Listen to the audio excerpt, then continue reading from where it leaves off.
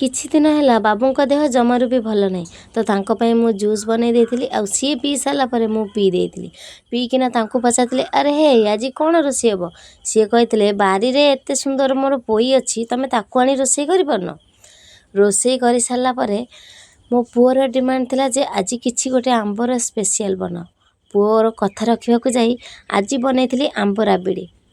ତା ପାଇଁ ମୁଁ ପ୍ରସ୍ତୁତ କରିଦେଇଥିଲି କ୍ଷୀର, କାଜୁ, ପେସ୍ତା ବାଦାମ, ଆମ୍ବ, ଅମୁଲ, ମିଲ୍କ ସବୁ ପ୍ରସ୍ତୁତ କରିକି ଏପଟେ କିନ୍ତୁ ପୁଅର ଖୁସି ଦେଖିକିନା ନା ମୋ ମନ ବହୁତ ଥଣ୍ଡା ହେଇଯାଏ। ଯଦି ମୋ ଭିଡ଼ିଓଟି ଦେଖୁଛନ୍ତି ଫେସବୁକ୍ରେ ତାହେଲେ ଲାଇକ୍, ସେୟାର, ଫଲୋ କରିଦେବେ।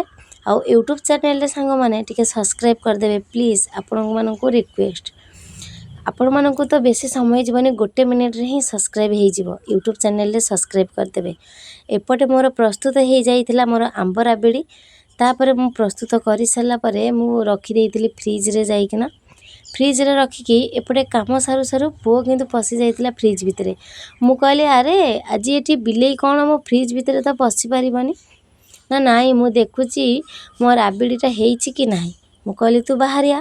ତାପରେ ସକାଳରୁ ସଞ୍ଜ ଯାଏ ଯାହା ମୁହଁ ଦେଖିଲେ ଆମର ଦିନ କଟିଯାଏ ସିଏ ହେଉଛି ଆମ କୁନି ପୁଅ। କୁନି ପୁଅ ସହିତ ଟିକେ ଗେଲ ହେଇସାରିଲା ପରେ ମୁଁ ଦେଖିଲି ମୁଁ ଫ୍ରିଜ୍ରେ ହେଇଛି କି ନାହିଁ।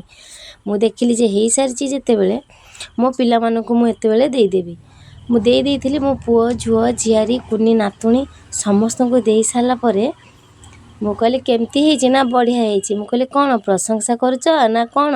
ନା ମିଛିକା କହୁଛ? ନା ନାଇଁ ଭଲ ହେଇଛି। ମୋ ଆଜିର ମିନି ବ୍ଲଗ୍ଟି କେମିତି ଲାଗିଲା? ରହିଲି, ଜୟ ଜଗନ୍ନାଥ।